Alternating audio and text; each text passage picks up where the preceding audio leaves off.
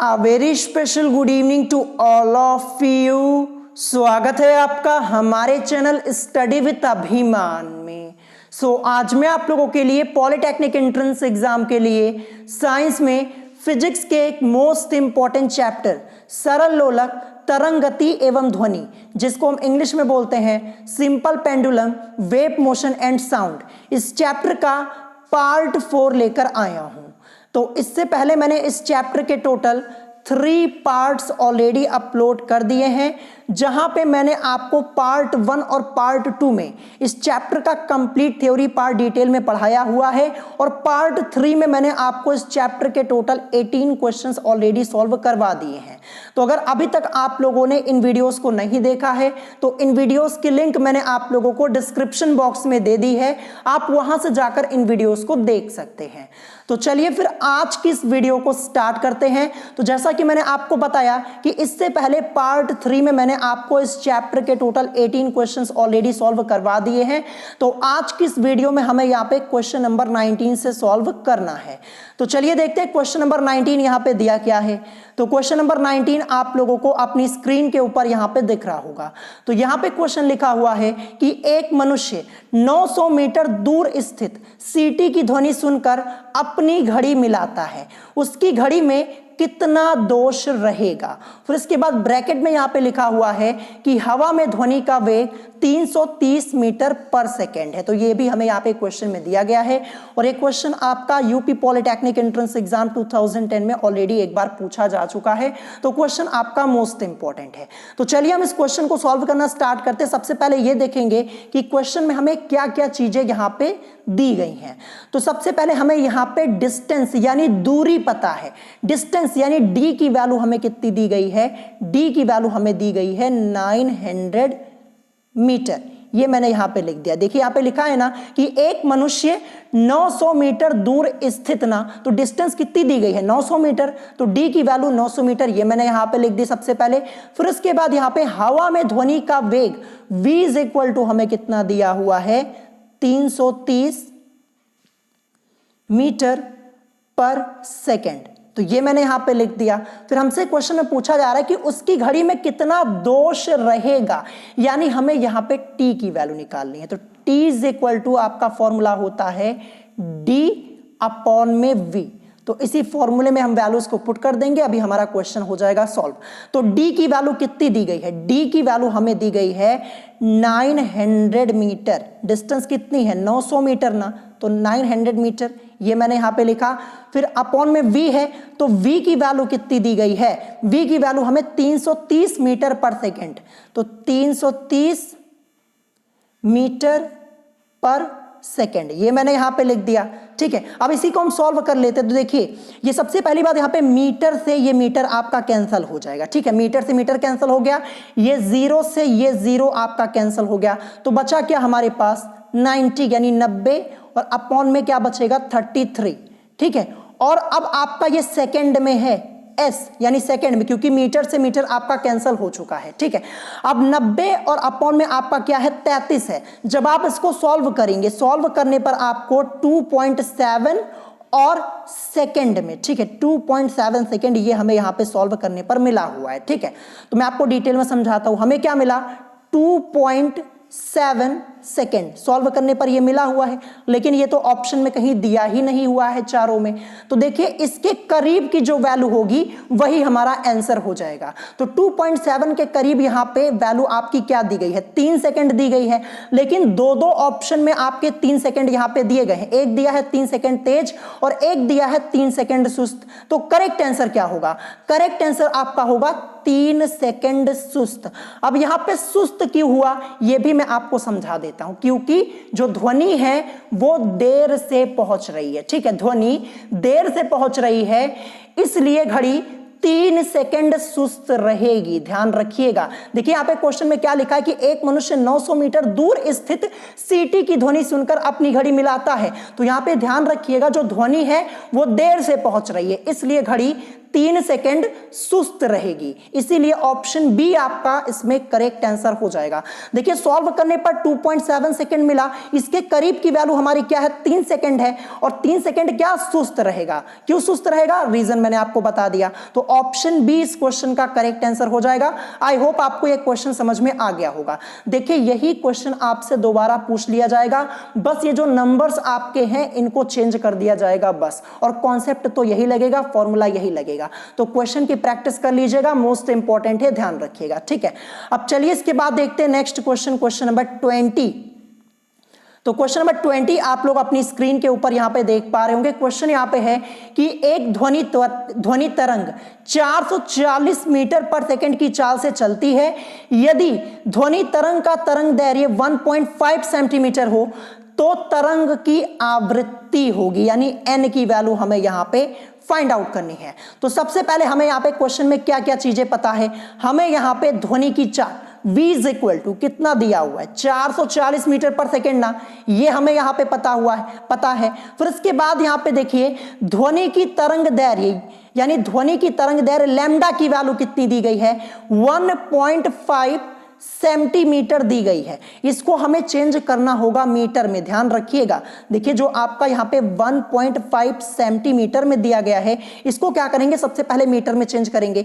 तो देखिए यहाँ पे 1.5 है, जब इस पॉइंट को यहाँ से हटाएंगे तो नीचे आपका 1 आएगा, और फिर पॉइंट के बाद एक संख्या 5 आपकी है तो 1 0 यहाँ पे बढ़ेगा, यानी क्या हो जाएगा, यानी हम इसको लिखना चाहे तो देखिए जो आपका 1.5 सेंटीमीटर है, जब इसको हम लिखेंगे तो हमें क्या मिलेगा 15, और अपॉन में क्या मिलेगा हमें यहाँ पे 10।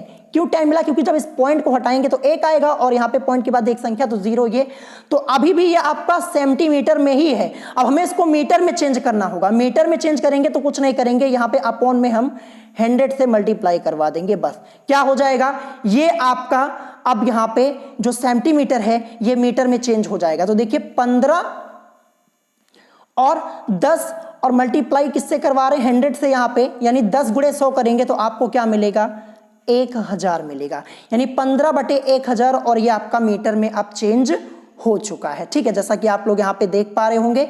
तो देखिए यहाँ पे ध्वनि की तरंग दैर्घ्य lambda is equal to 1.5 centimetre change करने पर, जब हमने इसको मीटर में चेंज किया तो 15 और बटे में आपका 1000 और मीटर में चेंज हो चुका है। देखिए सेंटीमीटर से मीटर में आपको चेंज करना होगा, नहीं तो फिर आपका आंसर ही नहीं आएगा, क्वेश्चन ही नहीं सॉल्व होगा, ध्यान रखिएगा। फिर इसके बाद हमें यहाँ पे आवृत्ति n की वैल्यू को निकालना है, ठीक है, n की वैल्यू को निकालना है।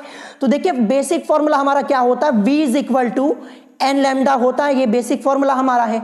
लेकिन हमें यहाँ पे n की वैल्यू को निकालना है, तो n को लाएंगे आगे और v अपॉन लैम्डा यहाँ पे हो जाएगा। तो देखिए ये n इज इक्वल टू मैंने क्या कर दिया, v अपॉन लैम्डा कर दिया। अब देखिए v की वैल्यू क्वेश्चन में हमें 440 मीटर पर सेकेंड ये दी हुई है, ये मैंने यहाँ पे लिख दिया, और लैम्डा की वैल्यू 1.5 सेंटीमीटर, जब इसको मीटर में चेंज किया तो 15 और बटे में 1000 हमें मिला हुआ था, ये मैंने यहाँ पे लिख दिया। अब क्या करेंगे, देखिए 440 ये ऐसे ही रहेगा, ये जो 15 बटे में 1000 को हम ऊपर भेजेंगे तो ये मल्टीप्लाई में यहाँ पे हो जाएगा, और अपॉन में 15 तो आपका रहेगा ही, ठीक है। अब इसको सॉल्व करेंगे तो 5 3 जा 15 हो जाएगा, 5 8 जा 40, 4 उधर जाएगा, 5 8 जा 40, यानी 88 इंटू 1000 एंड अपॉन में आपका 3 हो जाएगा। अब देखिए 88 की मल्टीप्लाई जब आप 1000 में कराएंगे तो आपको 88,000 मिलेगा, और अपॉन में 3, 88,000 और अपॉन में 3 आपको मिलेगा। जब आप इसको डिवाइड करके सॉल्व करेंगे तो आपको मिलेगा 29333, पॉइंट लगाएंगे, फिर इसके बाद 333, ऐसे आपका आता हुआ चला जाएगा, ठीक है। तो हम पॉइंट से पहले तक ही लेंगे, यहां तक लेंगे, यानी 29333, और आवृत्ति निकाल रहे हैं तो आवृत्ति का मात्रक क्या होता है, तो देखिए 29333 हर्ट्ज, ठीक है, यही इस क्वेश्चन का करेक्ट आंसर हो जाएगा। तो चलिए ऑप्शन में चेक करते हैं, 29333 हर्ट्ज ये कहां दिया हुआ है।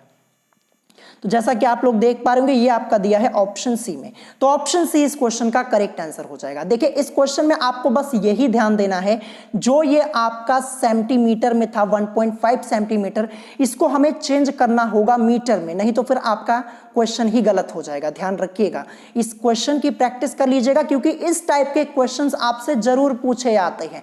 स्टूडेंट्स क्या करते हैं, वो डायरेक्ट सॉल्व करने लगते हैं, सेंटीमीटर और मीटर में ध्यान नहीं देते और यहीं पे मिस्टेक कर देते हैं। तो प्रैक्टिस कर लीजिएगा, बड़े आसानी से आप सॉल्व कर पाएंगे, ठीक है। अब चलिए इसके बाद देखते हैं next question, question number 21। Question number 21, ये भी आपका मोस्ट इंपॉर्टेंट क्वेश्चन है, ध्यान रखिएगा। क्वेश्चन यहाँ पे है कि किसी ध्वनि स्रोत से 550 मीटर की दूरी पर बैठा हुआ कोई व्यक्ति 500 हर्ट्ज आवृत्ति की ध्वनि सुनता है। स्रोत से आदमी के कान तक पहुंचने वाले दो क्रमागत संपीड़नों में कितना समयांतराल होगा? मोस्ट इंपॉर्टेंट क्वेश्चन है, ध्यान रखिएगा। ठीक है, तो चलिए हम इस क्वेश्चन को सॉल्व करना स्टार्ट करते हैं।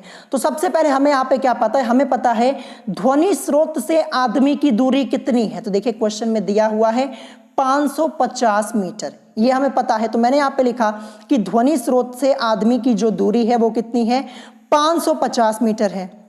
फिर उसके बाद हमें यहाँ पे क्वेश्चन में ध्वनि की आवृत्ति पता है, कितनी है? 500 हर्ट्ज। देखिए मैं आपको दिखा देता हूँ, ये देखिए यहाँ पे लिखा है कि व्यक्ति 500 हर्ट्ज आवृत्ति की ध्वनि सुनता है।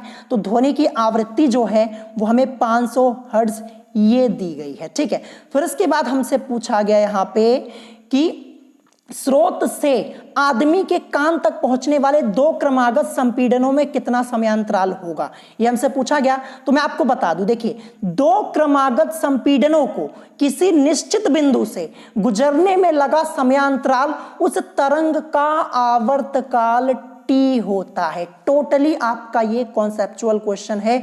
अगर ये लाइन आपको पता है तो बड़े आसानी से आप क्वेश्चन को सॉल्व कर पाएंगे। आपको ध्यान रखना है कि दो क्रमागत संपीड़नों को किसी निश्चित बिंदु से गुजरने में लगा समयांतराल उस तरंग का आवर्तकाल टी होता है। यानी हमें यहाँ पे क्या निकालना है? हम यहाँ पे टी की वैल्यू को निकाल लेंगे, क्वेश्चन हमारा हो जाएगा सॉल्व। तो देखिए टी इज इक्वल टू आपका फॉर्मूला होता है 1/n। ठीक है, ये फॉर्मूला तो मैंने आपको पहले भी कई बार बताया हुआ है। तो देखिए t is equal to 1/n से ये आपका फॉर्मूला लग जाएगा। तो देखिए 1 और अपॉन में n की वैल्यू कितनी दी गई है? हमें यहाँ पे आवृत्ति कितनी दी गई है? आवृत्ति हमें यहाँ पे 500 हर्ट्ज दी गई है। तो यहाँ पे n की जगह रखेंगे 500 को। अब इसी को सॉल्व कर लीजिए। अब देखिए हमें यहाँ पे 1 में 500 से करना। देखिए 500 ये तो आपकी बड़ी संख्या है, 500 जो है ये आपकी बड़ी संख्या। ठीक है, मैं आपको करके दिखा देता हूं डिटेल में। देखिए ये 1, ठीक है, फिर इसके बाद ये 500 बड़ी संख्या। सबसे पहले क्या करेंगे? यहाँ पे 0 लिखेंगे, पॉइंट लगाएंगे, तब जाके यहाँ पे एक 0 बढ़ेगा। अभी भी छोटी है, फिर एक 0 यहाँ पे बढ़ा लेते हैं। अभी भी छोटी है, फिर एक 0 यहाँ पे हम बढ़ा लेते हैं। अब ये ठीक है, अब यहाँ पे 1000 हो चुका है। कितनी बार? 2 बार जाएगा। ठीक है, यानी 1000 यहाँ पे पूरा आपका कैंसल हो चुका है। ठीक है, जैसा कि आप लोग देख पा रहे होंगे पूरा। तो हमें यहाँ पे क्या मिला? हमें मिला 0.002 और सेकेंड। यही इस क्वेश्चन का करेक्ट आंसर हो जाएगा। आई होप आपको यहाँ पे समझ में आ गया होगा। तो देखिए हमें मिला 0.002 सेकेंड। चलिए ऑप्शन में चेक करते कहाँ पे दिया हुआ है। तो ये आपका दिया है ऑप्शन ए में। तो देखिए जो इस टाइप के क्वेश्चन है ना, इसकी प्रैक्टिस आपको करनी होगी। विदाउट प्रैक्टिस किए आप इन टाइप के क्वेश्चन को समझ ही नहीं पाएंगे। अब देखिए यहाँ पे पूरा कॉन्सेप्ट आपका इसी लाइन पे है, फोकस है। अगर ये लाइन आपको पता है तो बड़े आसानी से आप क्वेश्चन को सॉल्व कर पाएंगे। ठीक है, तो क्वेश्चन इंपॉर्टेंट है, प्रैक्टिस कर लीजिएगा। अब इसके बाद हम देखते हैं next question, question number 22। Question number 22, इस टाइप के क्वेश्चन आपके एंट्रेंस एग्जाम में जरूर पूछे जाते हैं। क्वेश्चन यहाँ पे है कि एक सरल लोलक मुक्त रूप से नीचे की ओर गिर रहा है, उसका आवर्तकाल होगा। देखिए क्वेश्चन में ही आपका पूरा सॉल्यूशन दिया गया। क्वेश्चन को अच्छे से पढ़ेंगे ना, वैसे ही आपको यहाँ पे आंसर पता चल जाएगा। क्वेश्चन यहाँ पे है कि एक सरल लोलक मुक्त रूप से नीचे की ओर गिर रहा है तो उसका आवर्तकाल होगा। 4 ऑप्शंस आपको अपनी स्क्रीन के ऊपर यहाँ पे दिख रहे होंगे। तो सबसे पहले मैं आपको इसका करेक्ट आंसर बताता हूं। करेक्ट आंसर आपका क्या हो जाएगा? ऑप्शन बी हो जाएगा, अनंत यानी इनफाइनाइट। अब यहाँ पे इनफाइनाइट क्यों हुआ ये मैं आपको समझा देता हूं। भारहीनता के कारण, ध्यान रखिएगा, भारहीनता के कारण सरल लोलक का आवर्तकाल अनंत होगा। बस आपको इतना ध्यान रखना है, किसके कारण? भारहीनता के कारण सरल लोलक का आवर्तकाल जो होगा वो अनंत होगा। ध्यान रखिएगा, ऑप्शन बी इस क्वेश्चन का करेक्ट आंसर हो जाएगा। अब देखते हैं नेक्स्ट क्वेश्चन, क्वेश्चन नंबर 23। तो क्वेश्चन नंबर 23 ये आपका टोटली डिफरेंट क्वेश्चन है और ये क्वेश्चन आपको अपनी बुक में देखने को नहीं मिलेगा। क्वेश्चन यहाँ पे क्या है कि धुंध के मौसम में फोटोग्राफी करने के लिए प्रयोग होने वाली वैद्युत चुंबकीय तरंगे होती हैं।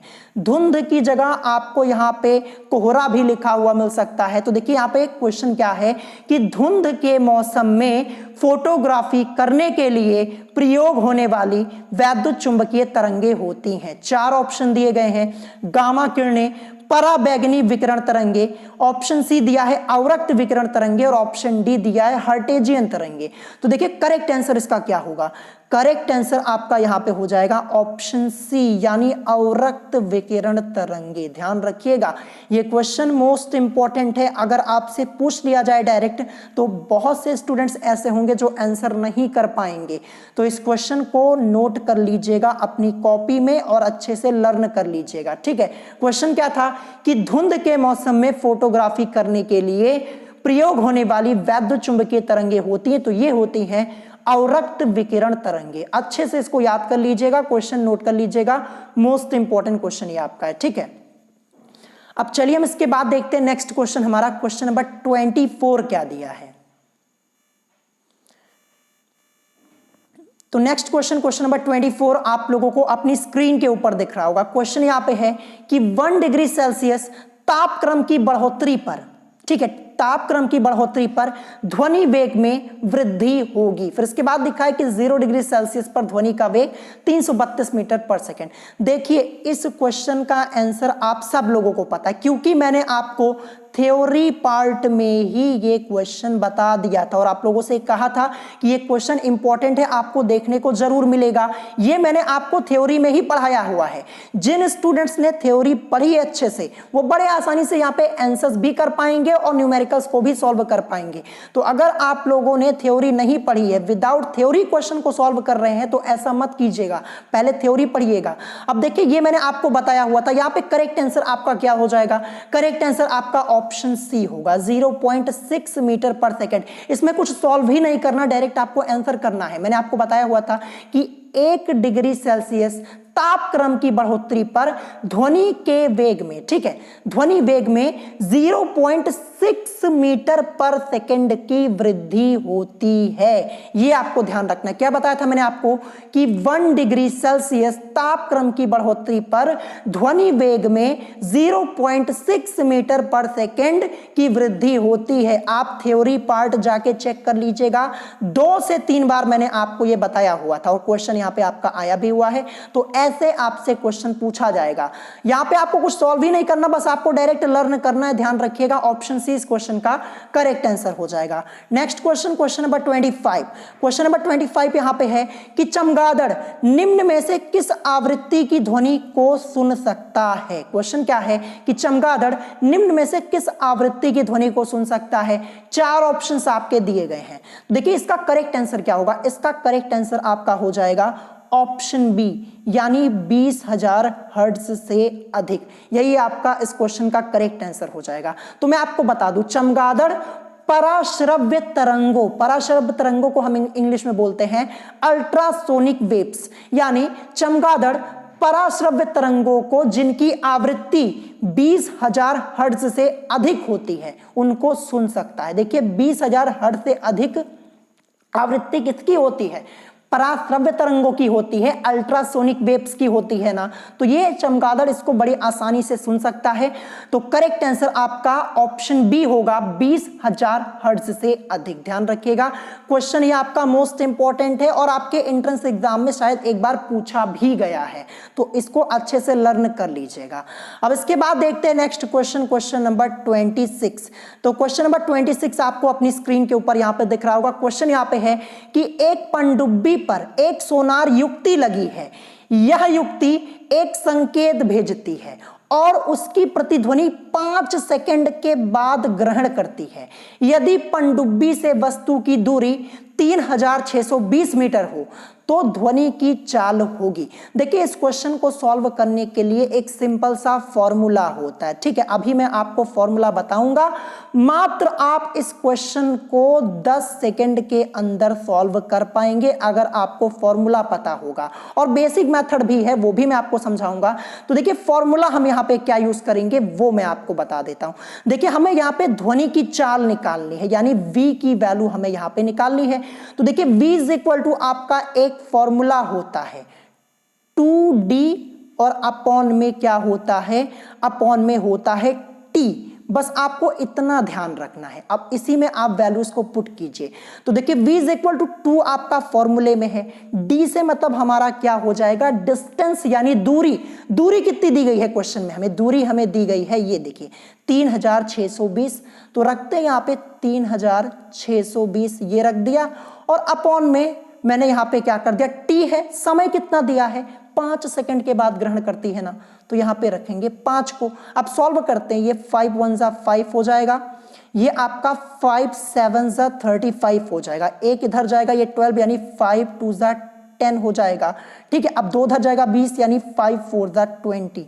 724 की मल्टीप्लाई 2 में करवा दीजिए तो आपको क्या मिलेगा, 1448 मीटर पर सेकेंड। क्वेश्चन आपका यहीं पे खत्म हो जाता है। 1448 मीटर पर सेकेंड, यही इस क्वेश्चन का करेक्ट आंसर हो जाएगा। ये देखिए, ये रहा ऑप्शन सी में। तो कितनी आसानी से हमने इस क्वेश्चन को सॉल्व कर लिया। फॉर्मूला क्या याद करना है आपको, v is equal to 2d by t. ये फॉर्मूला कहां से आया है अभी मैं आपको ये भी समझा दूंगा, ठीक है, ये भी समझा दूंगा। तो ये हमारा पहला मेथड यहां पे रहा। अब चलिए दूसरे मेथड पे आते हैं। तो देखिए सबसे पहले हमें क्वेश्चन में क्या दिया है, पनडुब्बी से वस्तु की दूरी कितनी दी गई है, 3620 मीटर, ये मैंने यहां पे लिख दिया।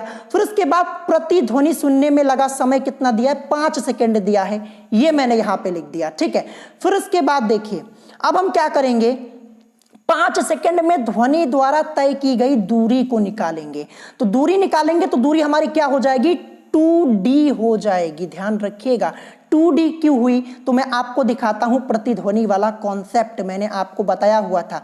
ये देखिए इको प्रतिध्वनि, यदि किसी ध्वनि स्रोत से किसी परावर्तक तल की दूरी d हो तो ध्वनि को परावर्तक तल तक पहुंचने तथा वापस आने में 2d दूरी तय करनी पड़ती है। ठीक है, इसीलिए 2d हो जाएगा। और यदि प्रतिध्वनि t सेकंड के बाद सुनाई देती है तो t इज इक्वल टू आपका फॉर्मूला होता है 2d अपॉन v। देखिए इस क्वेश्चन में हमें v निकालना था, तो ऊपर मैंने आपको फॉर्मूला बताया था v is equal to 2d और अपॉन में t, यहीं से ये आपका फॉर्मूला आया हुआ है। देखिए यहाँ पे t इज इक्वल टू लिखा था, हमें v निकालना है तो v को हम ले आए आगे और 2d अपॉन t कर दिया। यहीं से आपका ये वाला फॉर्मूला आया था जो अभी मैंने पहला मेथड आपको बताया था फॉर्मूला वाला। आई होप आपको समझ में आ गया होगा। तो इसीलिए यहाँ पे आपका क्या हो जाएगा, जो दूरी निकालेंगे वो 2d हो जाएगी, यानी 2 और डिस्टेंस हमें कितनी दी गई है, 3620 यानी 3620। अब 2 गुणे 3620 करेंगे तो हमें क्या मिलेगा, 7240 मीटर। ये हमारा आ चुका है। हमने निकाला 5 सेकंड में ध्वनि द्वारा तय की गई दूरी। ठीक है, ये हमने निकाला। अब अतः ध्वनि की चाल आपकी क्या हो जाएगी, चाल बराबर आपका क्या होता है, दूरी बटे समय। तो देखिए 5 सेकंड में ध्वनि द्वारा तय की गई दूरी 7240 और समय कितना है, 5 ही सेकंड आपका है, तो बटे में 5। इसको सॉल्व करेंगे तो यहां भी आपका 1448 मीटर पर सेकंड आ जाएगा। तो ये आपका रहा दूसरा मेथड, और पहला मेथड तो मैंने आपको बताया ही। जो आपको पसंद है उसी के हिसाब से आप लगा सकते हैं। मेरे हिसाब से आपको फॉर्मूला के साथ जाना चाहिए, v is equal to 2d upon t। इस फॉर्मूले को लिख लीजिएगा। अगर इसका यूज करेंगे तो ये क्वेश्चन आपके लिए मात्र 10 सेकंड का है, 10 सेकंड का है। और अगर आप नीचे वाली विधि यूज करेंगे, मेथड यूज करेंगे जो मैंने आपको दूसरी बताई, तो उसमें थोड़ा आपको टाइम लगेगा और समझने में भी दिक्कत होगी। तो आप इसका यूज कीजिए। आपको कौन सा मेथड पसंद आया कमेंट करके बताइएगा। अब इसके बाद हम देखते हैं यहाँ पे next question, question number 27। Question number 27 आपका दिया है कि एक मनुष्य किसी खड़ी चट्टान के पास ताली बजाता है और उसकी प्रतिध्वनि 10 सेकंड पश्चात सुनाई देती है।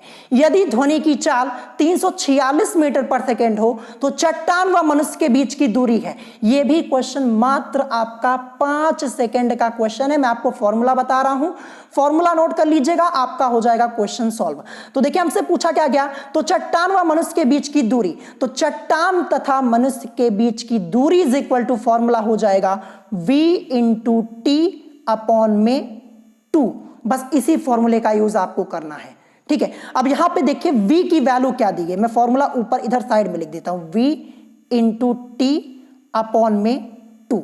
तो देखिए v की वैल्यू 346, यहां पे लिखा है ना, यदि ध्वनि की चाल 346 मीटर पर सेकेंड हो, यानी v की वैल्यू हमें 346 दी गई है, रख दिया, इंटू टी की वैल्यू समय 10 सेकेंड रखा यहाँ पे टी की जगह और अपॉन में 2 कर दीजिए, 2 1 जा 2, 2 5 जा 10।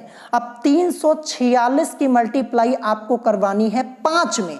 जब आप यहाँ पे मल्टीप्लाई करवाएंगे तो आपको क्या मिलेगा, 1730 मीटर, और क्वेश्चन आपका यहीं पे खत्म हो जाता है। 1730 मीटर कहां पे दिया गया है, ये आपका दिया गया है ऑप्शन ए में। तो यही इस क्वेश्चन का करेक्ट आंसर हो जाएगा। फॉर्मूला मैंने आपको क्या बताया, यहां पे हमें चट्टान तथा मनुष्य के बीच की दूरी निकालनी थी, तो v इंटू टी और अपॉन में आपका 2 हो जाएगा। डिस्टेंस हमें निकालनी थी, बस यही फॉर्मूला आपको ध्यान रखना है। और ये भी आपका इसी के हेल्प से आया हुआ, जो प्रतिध्वनि वाला कॉन्सेप्ट है, इसी की हेल्प से ये फॉर्मूला आपका आया हुआ है, v इंटू टी बाई 2। क्योंकि हमें डिस्टेंस निकालनी थी तो d इज इक्वल टू आपका formula v into T by 2 हो जाएगा। कैसे होगा, देखिए यहाँ पे क्या दिया था, t is equal to 2d by v दिया था। अब हमें यहाँ पे d निकालना है, d निकालना तो d को ले आएंगे आगे और आपका v इंटू टी और अपॉन में 2 हो जाएगा। ठीक है, इसी के हेल्प से, इसीलिए मैंने आपको प्रतिध्वनि वाला कॉन्सेप्ट इतना डिटेल में बताया हुआ था, क्योंकि यहाँ से फॉर्मूले आपके कई बन जाते हैं। तो फॉर्मूले सभी लिख लीजिएगा। अब इस क्वेश्चन को अगर आप v इंटू टी बाई 2 यानी d इज इक्वल टू आप v इंटू टी बाई 2 लगा के सॉल्व करेंगे तो मात्र 5 सेकंड के अंदर कर पाएंगे। और अगर आप फिर यहाँ पे बेसिक में जाएंगे तो आपको काफी टाइम लगेगा। फॉर्मूला यूज कीजिए, विद इन आपका 5 सेकंड के अंदर आंसर आ जाएगा। तो ये भी आपका क्वेश्चन कितना इजी हो जाता है। अब आपको फॉर्मूला पता है तो ये क्वेश्चन देखिए बड़ा इतना है, लेकिन मात्र 5 सेकंड का क्वेश्चन है, बड़े आसानी से आप लगा पाएंगे। आई होप आपको ये भी क्वेश्चन यहाँ पे समझ में आ गया होगा। देखिए प्रतिध्वनि वाला कॉन्सेप्ट पढ़ लीजिए, पूरा डिटेल में पढ़ाया हुआ है, सभी क्वेश्चन आप लगा पाएंगे इस टाइप के। अब देखते हैं next question, question number 28। Question number 28 बहुत ही अच्छा क्वेश्चन यहाँ पे दिया गया है कि एक स्थिर लिफ्ट में सरल लोलक का आवर्तकाल t है। क्या लिखा है कि एक स्थिर लिफ्ट में सरल लोलक का आवर्तकाल t है, लिफ्ट समान वेग v से ऊपर की ओर जा रही है, तो सरल लोलक का आवर्तकाल होगा t अपॉन में √2, शून्य होगा, अनंत होगा या फिर t होगा। तो इसका करेक्ट आंसर क्या होगा, देखिए मैं आपको बता दूं तो सरल लोलक का आवर्तकाल जो आपका होगा t ही होगा। ध्यान रखिएगा, क्यों होगा ये मैं आपको समझा देता हूं। देखिए यदि सरल लोलक लिफ्ट में रखा है और लिफ्ट समान चाल से ऊपर जाती है तो आवर्तकाल पर कोई प्रभाव नहीं पड़ेगा। जो आवर्तकाल t आपका था वही t ही रहेगा। तो करेक्ट आंसर ऑप्शन डी हो जाएगा। मैंने आपको क्या बताया, यदि सरल लोलक लिफ्ट में रखा है और लिफ्ट समान चाल से ऊपर जाती है तो आवर्तकाल पर कोई प्रभाव नहीं पड़ेगा। जो आवर्तकाल t था वही t ही रहेगा। ऑप्शन डी इस क्वेश्चन का करेक्ट आंसर हो जाएगा। इस टाइप के क्वेश्चन आपसे जरूर पूछे जाते हैं और यहीं पे स्टूडेंट्स मिस्टेक करते हैं, तो इसीलिए मैं आपको ये क्वेश्चन करवा दे रहा हूं। ये क्वेश्चन आपको अपनी बुक में देखने को नहीं मिलेगा, लेकिन आपसे पूछा जा सकता है, तो इसको अच्छे से पढ़ जरूर लीजिएगा। मैंने आपको पहले ही बताया हुआ है कि फिजिक्स में आपकी बुक से क्वेश्चंस नहीं आ रहे हैं। 2019 का एंट्रेंस एग्जाम हुआ, आपकी बुक से क्वेश्चन नहीं आया। 2020 में हुआ, देखिए 2020 में आपकी बुक में जिस टाइप के क्वेश्चन दिए गए थे उसी टाइप के क्वेश्चन तो आए थे, लेकिन जो नंबर्स होते हैं उनको चेंज कर दिया जाता है। तो कॉन्सेप्ट पे फोकस कीजिए, तभी आप फिजिक्स का पेपर अच्छा कर पाएंगे। तो यहाँ पे ऑप्शन डी इस क्वेश्चन का करेक्ट आंसर हो जाएगा।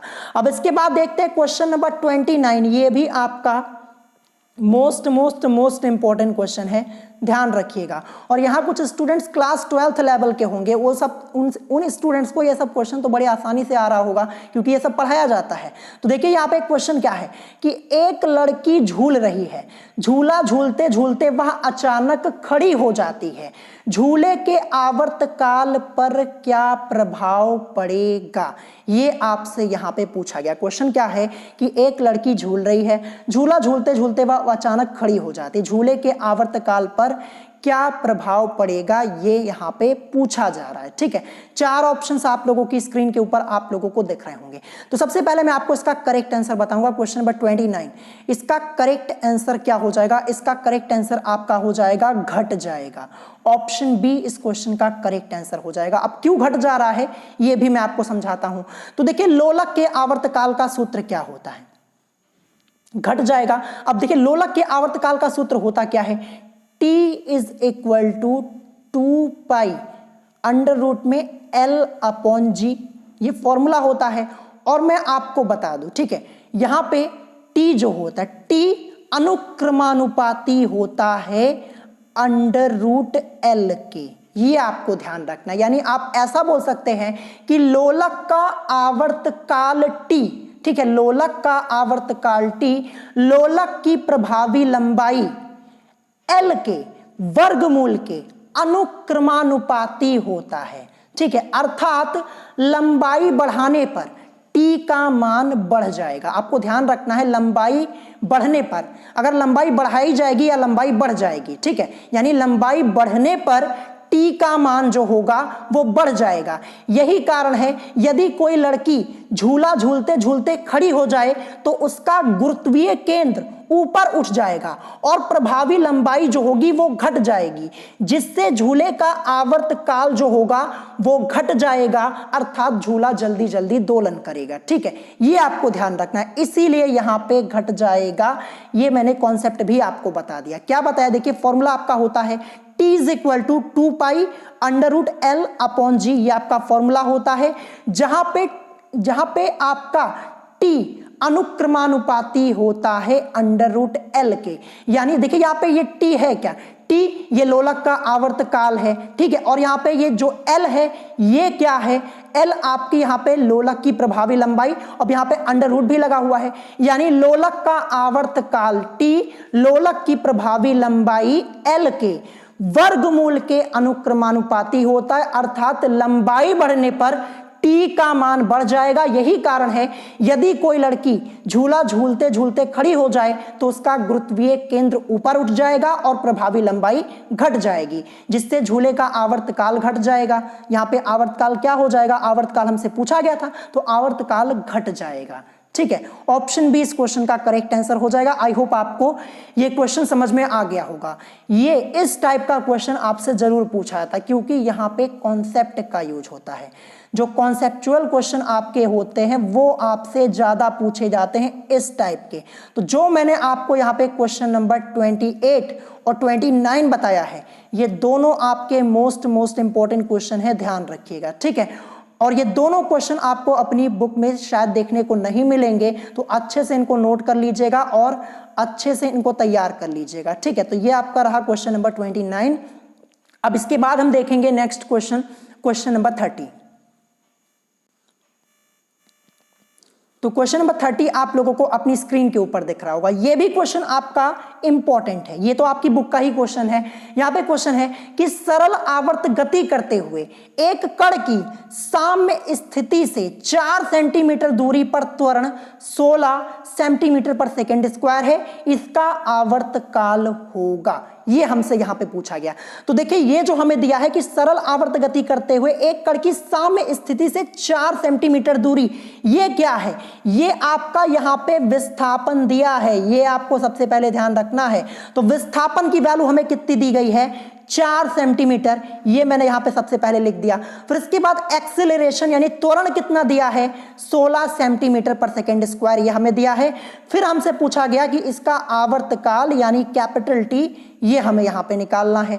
तो चलिए इसको सॉल्व कर लेते हैं। तो देखिए आवर्तकाल T is equal to 2 pi under root के अंदर आपका विस्थापन और अपॉन में त्वरण हो जाएगा। विस्थापन बटे त्वरण इसलिए हुआ क्योंकि यही दोनों चीजें हमें यहां पे दी गई हैं और आवर्तकाल हमें निकालना है।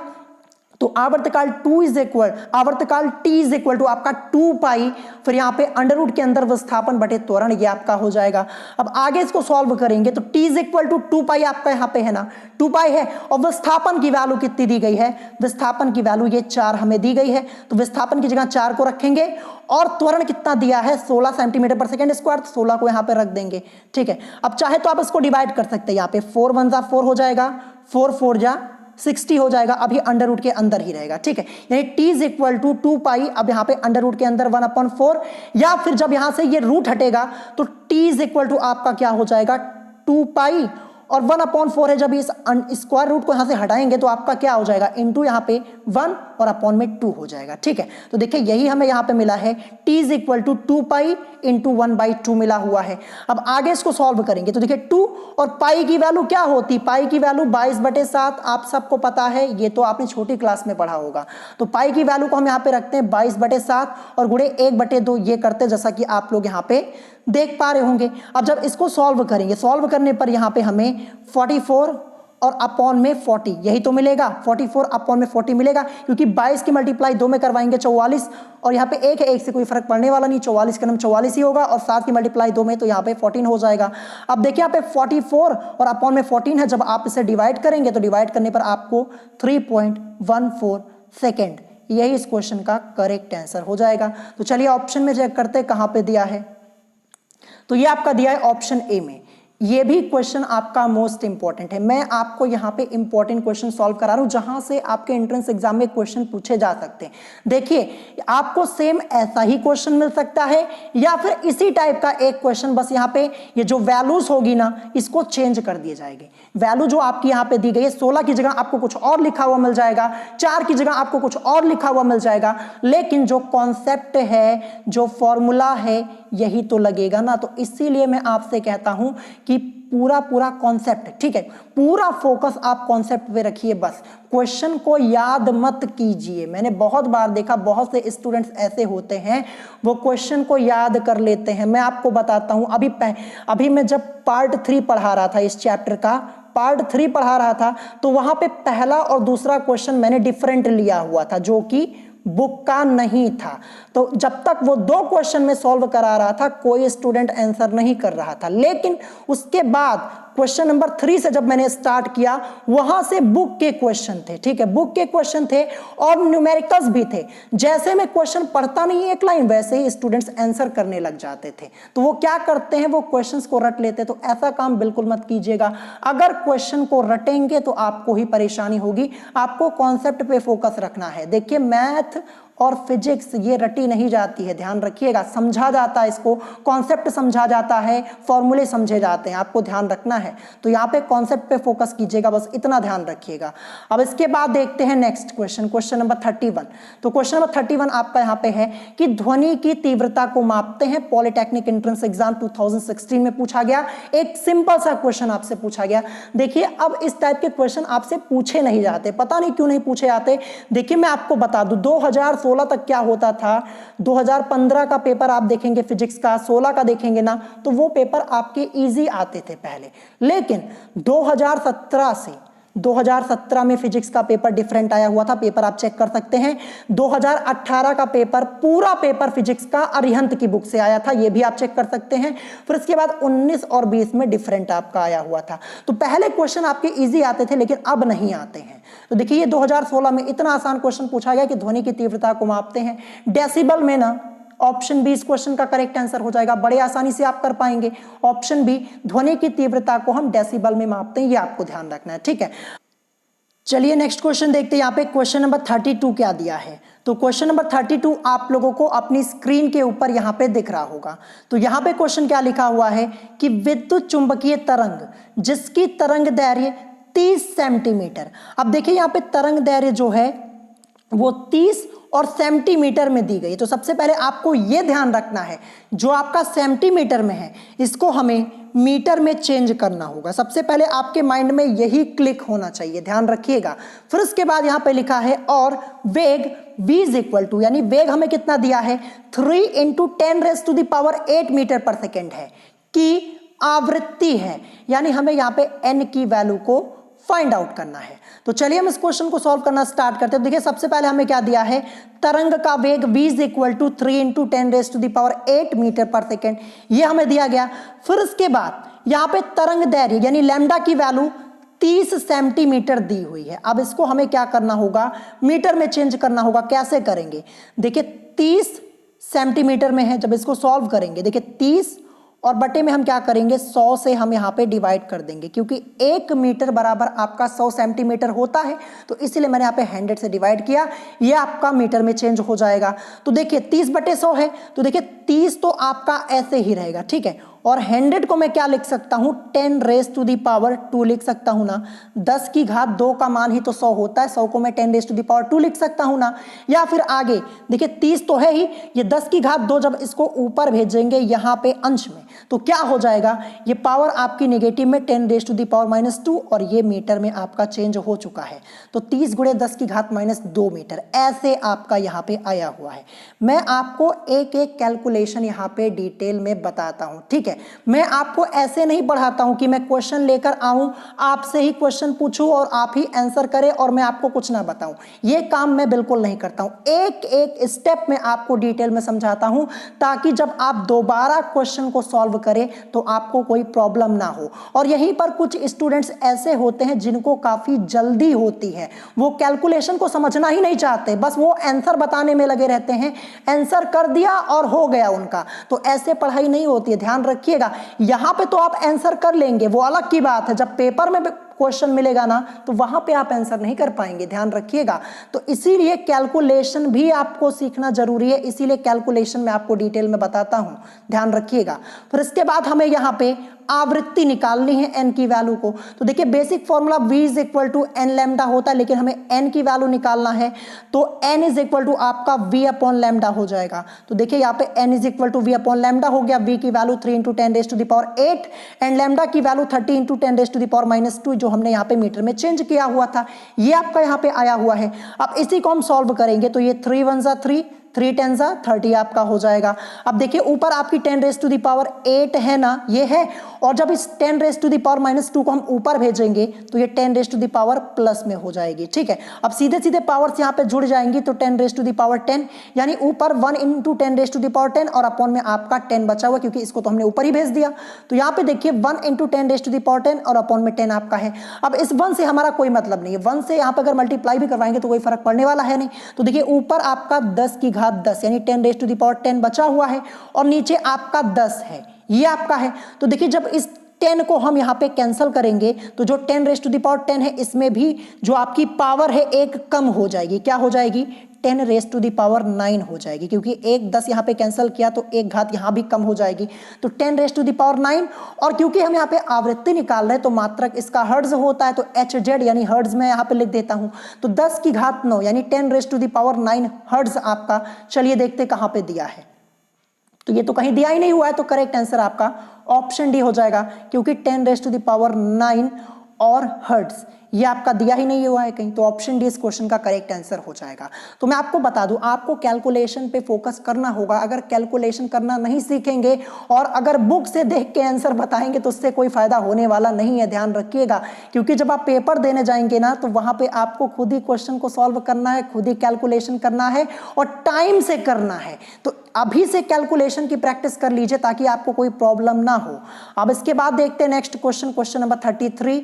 तो क्वेश्चन नंबर 33 है कि किसी माध्यम में चलने वाली दो यांत्रिक तरंगों की आवृत्तियों का अनुपात 3:4 है। इन तरंगों के, फिर इसके बाद फर्स्ट क्वेश्चन है कि तरंग दैर्घ्य का अनुपात तथा आवर्तकाल का अनुपात होगा। ये दोनों हमें यहाँ पे बताना है। ये क्वेश्चन आपका मात्र 10 सेकेंड का क्वेश्चन है। पार्ट 3 में मैंने आपको इस टाइप के 2 से 3 क्वेश्चन सॉल्व कराए थे और ट्रिक भी बताई हुई थी। तो देखिए सबसे पहले हमें क्या दिया गया है, किसी माध्यम में चलने वाली दो यांत्रिक तरंगों की आवृत्तियों का अनुपात यानी N1 रेशियो N2 की वैल्यू क्या है 3:4, ये हमें यहाँ पे दिया हुआ है, ठीक है 3:4। लुकिए मैं लिख देता हूँ यहाँ पे 3:4 ये लिख दिया। फिर सबसे पहले हमसे पूछा गया कि तरंग दैर्घ्य का अनुपात, तो मैंने आपको उस दिन क्या बताया हुआ था, जो n होता है ये व्युत्क्रमानुपाती होता है 1/λ के, ठीक है। हम यहाँ पे सबसे पहले ये पहले वाले को सॉल्व कर रहे हैं, तरंग दैर्घ्य का अनुपात निकाल रहे हैं यानी λ1 रेशियो λ2 को हम यहाँ पे निकाल रहे हैं।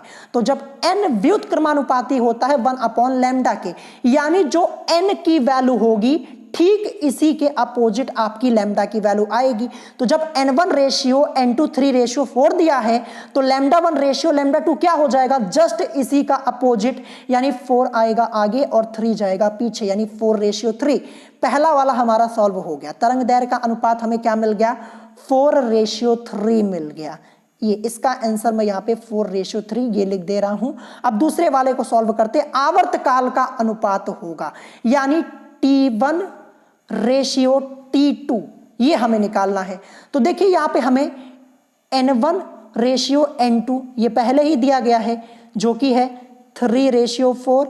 तो मैंने आपको उस दिन क्या बताया था, मैंने आपको बताया था n व्युत्क्रमानुपाती होता है 1/t के, यानी जो n का मान होगा ठीक इसी के अपोजिट आपका t का मान यानी आवर्तकाल का मान होगा। जब N1:N2 3:4 है तो T1:T2 आपका क्या हो जाएगा, 4 आगे और 3 पीछे यानी 3 पीछे, तो 4:3 इसका भी हो जाएगा, यानी आवर्तकाल का अनुपात भी 4:3 हमारा निकला। तो दोनों का इसका अनुपात 4:3 निकलेगा और इसका भी 4:3 निकलेगा। कहां पे दिया हुआ है, तो ये आपका दिया है ऑप्शन सी में, आप लोग देख पा रहे होंगे। तो ऑप्शन सी इस क्वेश्चन का करेक्ट आंसर हो जाएगा। तो आप इसी मेथड को यूज कीजिएगा, बेसिक मेथड मत यूज कीजिएगा, नहीं टाइम आपका काफी वेस्ट होगा। तो इस टाइप के मैंने आपको सभी क्वेश्चन करवा दिए हैं, आपका क्वेश्चन गलत नहीं होना चाहिए जब पेपर में आएगा, ध्यान रखिएगा। इसीलिए मैं आपसे कहता हूं कि प्रैक्टिस किया कीजिए, सेल्फ स्टडी किया कीजिए। अगर बात मानेंगे तो एंट्रेंस एग्जाम आप क्वालिफाई कर पाएंगे, अगर नहीं मानेंगे तो फिर आपको ही परेशानी है। वो आपकी इच्छा, आप सेल्फ स्टडी करना चाहते कि नहीं करना चाहते। अब देखते हैं आज का लास्ट क्वेश्चन, क्वेश्चन नंबर 34। तो क्वेश्चन नंबर 34 यहाँ पे है कि कोई प्रतिध्वनि 3 सेकंड के बाद सुनाई देती है। यदि ध्वनि की चाल 340 मीटर पर सेकंड हो तो ध्वनि स्रोत से परावर्तक सतह के बीच की दूरी यानी कुल मिला के हमें यहाँ पे d यानी डिस्टेंस निकालना है। क्वेश्चन सॉल्व करने का 2 तरीका, पहला तरीका जो है वो शॉर्ट मेथड है, आप 10 सेकंड के अंदर इस क्वेश्चन को सॉल्व कर देंगे, और जो दूसरा मेथड है वो थोड़ा लेंदी है। तो पहले मैं आपको शॉर्ट मेथड यहाँ पे बताता हूँ, फॉर्मूला। तो देखिए हम यहाँ पे फॉर्मूला क्या यूज करेंगे, अभी ऊपर ही मैंने आपको इसी टाइप का एक क्वेश्चन कराया था। फॉर्मूला हम यहाँ पे यूज करेंगे d = v × t और अपॉन में 2, बस इसी में वैल्यूज को पुट कर देना है। तो देखिए मैं फॉर्मूला यहाँ पे लिखता हूँ, d = v × t और अपॉन में 2, ये फॉर्मूला हो जाएगा। अब देखिए v की वैल्यू, ध्वनि की चाल 340 मीटर पर सेकंड यानी v की वैल्यू 340 रख दी मैंने यहाँ पे, इंटू t समय कितना दिया है 3 सेकंड, तो 340 × 3 और अपॉन में 2, ये तो आपका फॉर्मूले में ही रहेगा। सॉल्व कर लीजिए, ये 2 1 = 2 हो जाएगा, ये 2 1 = 2 और ये 2 7 = 40, क्योंकि एक इधर जाएगा और यहाँ पे ये 0। तो क्या मिला, 170 × 3 मिला, 30, 7 3 = 21 हो जाएगा, 3 1 = 3 और 2 5 510, और किसमें, मीटर में आपका आएगा 510 मीटर। तो 510 मीटर कहाँ पे दिया है, ये आपका दिया है ऑप्शन बी में। क्वेश्चन आपका यहीं पे खत्म हो जाता है। तो ये मेथड आपका सबसे अच्छा है, d = v × t/2 formula use कीजिए, 510 मीटर, यही आपका करेक्ट आंसर हो जाएगा। या फिर आप यहाँ पे बेसिक मेथड यहाँ पे यूज कर सकते हैं, जो कि मैंने यहाँ पे सॉल्व किया हुआ है। तो देखिए दिया है हमें मूल ध्वनि के 3 सेकंड के बाद प्रतिध्वनि सुनाई देती है, ध्वनि की चाल 340 मीटर पर सेकंड दी गई है। अब क्या करेंगे, हम यहाँ पे 3 सेकंड में ध्वनि द्वारा तय की गई दूरी निकालेंगे। तो दूरी बराबर आपका ध्वनि की जो चाल है प्लस गुणे लगा समय, यानी 340 × 3 करेंगे तो 1020 मीटर आपका ये आएगा। फिर लास्ट में हम यहाँ पे क्या करेंगे, लास्ट में अतः ध्वनि स्रोत से परावर्तन सतह के बीच की दूरी को निकालेंगे। तो 1020 और बटे 2 आपके फॉर्मूले में रहता है, और फिर सॉल्व करेंगे तो 510 मीटर। तो ये मेथड उतना अच्छा नहीं है जो मैंने आपको पहले बताया, जो फॉर्मूला मैंने आपको बताया है उस पे फोकस कीजिए बस। फॉर्मूला क्या होता है आपका, d = v × t/2। ये फॉर्मूला कैसे आया अभी मैंने आपको ऊपर भी बताया हुआ था। देखिए यहां से प्रतिध्वनि वाला जो कॉन्सेप्ट है, यहाँ पे लिखा है यदि किसी ध्वनि स्रोत से किसी परावर्तक तल की दूरी d हो तो ध्वनि को परावर्तक तल तक पहुंचने तथा वापस आने में 2d दूरी तय करनी होगी। यदि प्रतिध्वनि t सेकंड के बाद सुनाई देती है तो t = आपका फॉर्मूला 2d/v होता है, और इस क्वेश्चन में हमें d निकालना था। तो d = आपका क्या हो जाएगा, v × t और अपॉन में 2 हो जाएगा। इसी फॉर्मूले के हेल्प से ये फॉर्मूला हमारा जनरेट हुआ है, इसीलिए मैंने यहाँ पे प्रतिध्वनि वाला भी ऐड किया है ताकि आपको समझा सकूं। तो यहाँ पे आप समझ गए होंगे फॉर्मूला कहाँ से आया। तो आप फॉर्मूले का यूज कीजिए, ये सब क्वेश्चन मात्र 5 से 10 सेकंड में आप सॉल्व कीजिए, आपको कोई प्रॉब्लम नहीं होगी। इस वीडियो में आप लोगों को कोई बात नहीं समझ में आई हो तो आप मुझसे कमेंट करके पूछ सकते हैं, और अगर आज की वीडियो आप लोगों को पसंद आई हो तो वीडियो को लाइक करना मत भूलिएगा, और साथ ही साथ हमारे चैनल स्टडी विद अभिमान को सब्सक्राइब करना मत भूलिएगा। तो आज की वीडियो में इतना ही, मिलेंगे नेक्स्ट वीडियो में। Thanks for watching.